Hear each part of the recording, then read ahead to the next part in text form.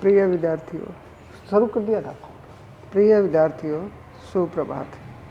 आज हम पाठ 27 पांडवों और कौरवों के सेनापति। कौन सा पाठ है? पांडवों और कौरवों के सेनापति। अब क्या है कि श्री कृष्ण उपलब्ध से वापस आ गए और उन्होंने वहाँ पर जो हस्तिनापुर की चर्चा का हाल था पांडवों को सुना दिया था। तो अब युद्ध होना निश्चित हो गया था, इसलिए कौरव और पांडवों ने अपने अपने सेनापति तय कर लिए थे।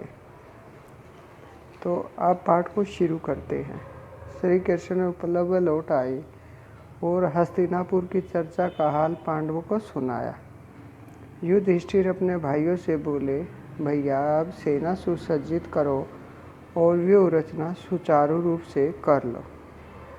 पांडवों की विशाल सेना को 7 हिस्सों में बांट दिया गया। कितने हिस्सों में? 7 में। द्रुपद, विराट, धृष्टद्युम्न, शिखंडी, सात्यकी, चेकितान, भीमसेन आदि 7 महारथी इन 7 दलों के नायक बने। अब प्रश्न उठा कि सेनापति किसे बनाया जाए।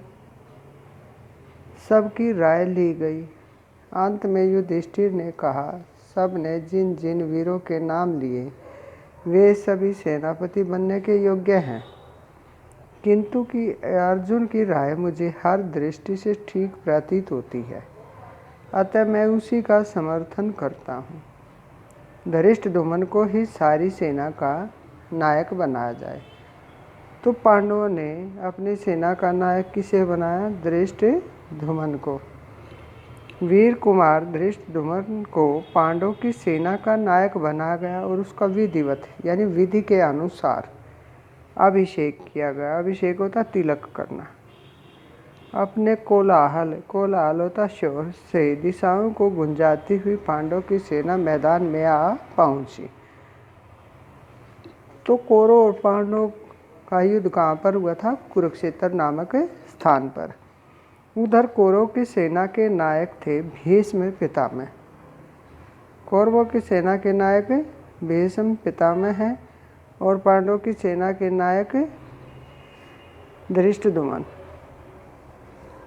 भीष्म ने कहा, युद्ध का संचालन करके अपना ऋण अवश्य चुका दूंगा। लड़ाई की घोषणा करते समय मेरी सम्मति किसी ने नहीं ली थी। यानी उसने कहा कि जब तुमने लड़ाई की घोषणा की तो मेरी सलाह किसी ने भी नहीं ली थी। इसी कारण मैंने निश्चय कर लिया था कि जानबूझकर स्वयं आगे होकर पांडु पुत्रों का वध मैं नहीं करूंगा। कर्ण तुम लोगों का बहुत ही प्यारा है। शुरू से ही वह मेरा तथा मेरी सम्मतियों का विरोध करता आया है। अतः अच्छा हो कि अगर वह सेनापति बन जाए, इसमें मुझे कोई आपत्ति नहीं होगी। कर्ण का उदंड व्यवहार, उदंड होता शरारती या नटखट। भीष्म को सदा से ही बहुत खटकता रहता था। खटकना हो बुरा लगना। कर्ण ने भी हट कर लिया कि जब तक भीष्म जीवित रहेंगे तब तक मैं युद्ध भूमि में प्रवेश नहीं करूंगा। तो कर्ण ने क्या हट किया कि जब तक भीष्म जीवित रहेंगे मैं युद्ध भूमि में प्रवेश नहीं करूंगा। भीष्म के मारे जाने के बाद ही वह लड़ाई में भाग लेगा और केवल अर्जुन को ही मारेगा। दुर्योधन ने सब सोच समझकर पितामह की शर्त मान ली और उन्हीं को सेनापति नियुक्त किया। फलतः होता फलस्वरूप कर्ण तब तक के लिए युद्ध से विरत रहा। विरत होता अलग रहना। पितामह के नायकत्व में कौरव सेना समुद्र की भांति लहरें मारती हुई कुरुक्षेत्र की ओर प्रवाहित हुई। तो कहाँ चली गई सेना? कुरुक्षेत्र की ओर। इधर युद्ध की तैयारियां हो रही थी। उधर एक रोज बलराम पांडवों की छावनी में एकाएक अचानक आ पहुँचे। बलराम जी ने अपने बड़े बूढ़े विराट राज और द्रुपद को विधिवत प्रणाम किया और धर्मराज के पास बैठ गए। वह बोले, कितनी ही बार मैंने कृष्ण को कहा कि हमारे लिए पांडव और कौरव दोनों एक ही समान हैं, इसमें हमें बीच में पड़ने की आवश्यकता नहीं है। पर कृष्ण ने मेरी बात नहीं मानी। अर्जुन के प्रति उसका इतना स्नेह है कि उसने तुम्हारे पक्ष में रहकर युद्ध करना भी स्वीकार कर लिया। जिस तरफ कृष्ण हो उसके विपक्ष में मैं भला कैसे जाऊं? भीम और दुर्योधन दोनों ने ही मुझसे गदा युद्ध सीखा है, दोनों ही मेरे शिष्य हैं। दोनों पर मेरा एक जैसा प्यार है। इन दोनों कुरु वंशियों, किस वंश के थे वे? कुरु के। यो आपस में लड़ते मरते देखना मुझसे सहन नहीं होता। लड़ो तुम लोग, परंतु यह सब देखने के लिए मैं यहाँ नहीं रह सकता। मुझे अब संसार से विराग हो गया है, अतः मैं जा रहा हूँ। युद्ध के समय सारे भारतवर्ष में 2 ही राजा युद्ध में सम्मिलित नहीं हुए थे और तटस्थ रहे थे। तटस्थ होते किसी का पक्ष न लेना। और वे कौन कौन से थे? एक तो बलराम और दूसरे भोजकट के राजा रुक्मी। रुक्मी की छोटी बहन रुक्मिणी श्री कृष्ण की पत्नी थी। कुरुक्षेत्र में होने वाले युद्ध का समाचार सुनकर रुक्मी एक अक्षौणी सेना लेकर युद्ध में सम्मिलित होने को गया। उसने सोचा कि यह अवसर वासुदेव की मित्रता प्राप्त कर लेने के लिए ठीक होगा, इसलिए पांडवों के पास पहुंचा और अर्जुन से बोला, पांडुपुत्र, आपकी सेना से शत्रु सेना कुछ अधिक मालूम होती है, इसी कारण मैं आपकी सहायता करने आया हूँ। यह सुनकर अर्जुन हंसते हुए रुक्मी से बोला, राजन, आप बिना शर्त के सहायता करना चाहते हैं तो आपका स्वागत है, नहीं तो आपकी जैसी इच्छा हो करो। यह सुनकर रुक्मी बड़ा क्रुद्ध हुआ। क्रुद्ध है क्रोधित होना, और अपनी सेना लेकर दुर्योधन के पास चला गया। रुक्मी ने दुर्योधन से कहा, पांडव मेरी मदद नहीं चाहते हैं, इस कारण मैं आपकी सहायता हेतु होता के लिए सहायता के लिए आया हूँ।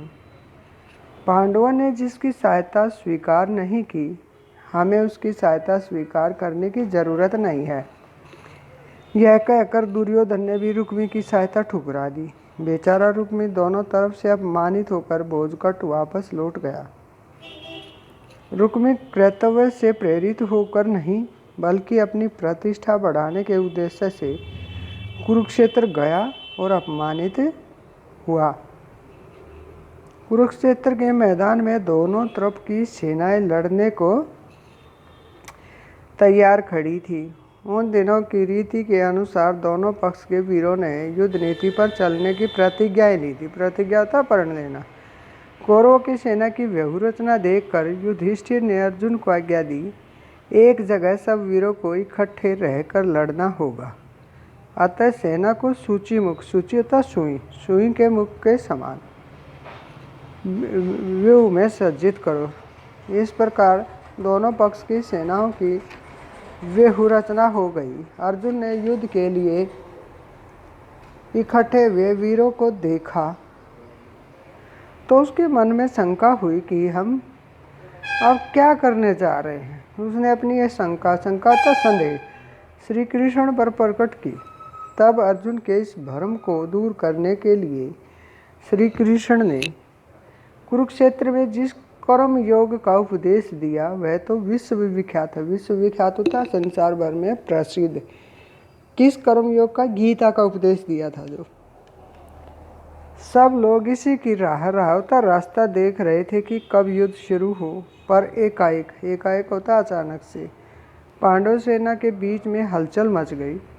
देखते क्या है कि युधिष्ठिर ने अचानक अपना कवच और धनुष बाण उतार कर रथ पर रख दिया और रथ से उतरकर हाथ जोड़े कौरव सेना की हथियारबंद पंक्तियों को चीरते हुए भीष्म की ओर पैदल जा रहे थे। बिना सूचना दिए उनको इस प्रकार जाते देखकर दोनों ही पक्ष वाले अचंभे में पड़ गए। अचंभा होता है हैरानी में पड़ना। अर्जुन तुरंत रथ से कूद पड़ा और युधिष्ठिर के पीछे कौरव सेना में घुस गया। दूसरे पांडव श्री कृष्ण भी उनके साथ ही हो लिए। इतने में श्री कृष्ण बोले, अर्जुन, मैं समझ गया हूँ कि महाराज युधिष्ठिर की इच्छा क्या है।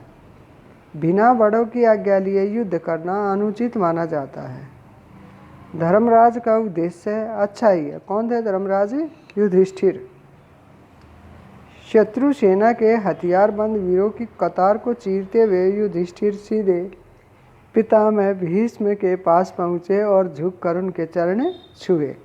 यानी वह उनके पास क्यों गए थे? उनके चरण वंदना करने के लिए।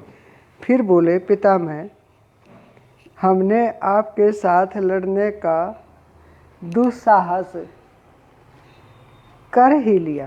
कृपया हमें युद्ध की अनुमति दीजिए और आशीर्वाद भी कि हम युद्ध में विजय प्राप्त करें। भीष्म बोले, बेटा युधिष्ठिर, मुझे तुमसे यही आशा थी। मैं स्वतंत्र नहीं हूँ, विवश होकर तुम्हारे पक्ष में लड़ना पड़ रहा है। फिर भी मेरी यही कामना है कि रण में विजय तुम्हारी हो। तो क्या आशीर्वाद दिया? उनको विजय का आशीर्वाद दिया। किसने? भीष्म ने। भीष्म की आज्ञा और आशीर्वाद प्राप्त कर लेने के बाद युधिष्ठिर आचार्य द्रोण के पास गए और परिक्रमा करके उनको दंडवत किया। आचार्य ने आशीर्वाद देते हुए कहा, मैं भी कौरव के अधीन हूँ, उनका साथ देने को विवश हूँ। फिर भी मेरी यही कामना है कि जीत तुम्हारी ही हो। आचार्य द्रोण ने आशीष होता आशीर्वाद लेकर धर्मराज ने आचार्य कृप एवं मद्रराज शल्य के पास जाकर उनके भी आशीर्वाद प्राप्त किया और सेना में लौट आए। उसने अपने सभी बड़ों का आशीर्वाद लिया। किसने? धर्मराज युधिष्ठिर ने। युद्ध शुरू हुआ तो पहले बड़े योद्धाओं में द्वंद्व होने लगा। बराबर की ताकत वाले एक ही जैसे हथियार लेकर दो की जोड़ी में लड़ते रहे। अर्जुन के साथ भीष्म, सात्यकी के साथ कृतवर्मा और अभिमन्यु मृतपाल के साथ भिड़ गए। भीमसेन दुर्योधन से जा भिड़ा। युधिष्ठिर शल्य के साथ लड़ने लगे। धृष्टद्युम्न ने आचार्य द्रोण पर सारी शक्ति लगाकर हमला बोल दिया। हमला बोलना, आक्रमण करना। और इसी प्रकार प्रत्येक वीर युद्ध धर्म का पालन करता हुआ द्वंद्व करने लगा। भीष्म के नेतृत्व में कौरव सेना ने 10 दिन तक युद्ध किया। तो भीष्म कितने दिन लड़ते रहे? 10 दिन। 10 दिन के बाद भीष्म आहत होता घायल हुए और द्रोणाचार्य सेनापति नियुक्त किए गए। भीष्म के घायल होने के बाद किसे सेनापति बनाया? द्रोणाचार्य को। द्रोणाचार्य भी जब खेत रहे चल बसना, मर जाना, तो कर्ण को सेनापति तो ग्रहण करना पड़ा। 17वें दिन की लड़ाई में कर्ण का स्वर्गवास हो गया। यानी कर्ण कौन से दिन की लड़ाई में मरे? 17वें दिन की लड़ाई में। इसके बाद शल्य ने कौरव सेनापति बनकर सेना का संचालन किया।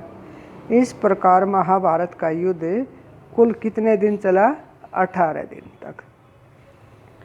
तो बच्चों, ये थे कौरव और पांडव के सेनापति, जो आप इस पाठ में ध्यानपूर्वक पढ़ोगे और समझोगे।